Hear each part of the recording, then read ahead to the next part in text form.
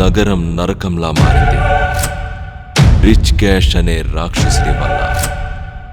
జీవితంలో మొదటిసారి rich cash పన్ను చెల్లిస్తాడు వాడి రక్తంతో.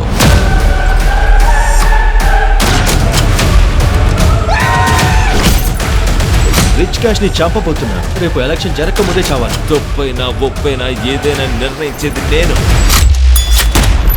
ఈ ఎలక్షన్ లో బక్ క్యాష్ 100% గెలిచే అవకాశమే లేదు. అంతేకాదు, ఇంకిప్పుడు మేయర్ కాబోతున్నాడు.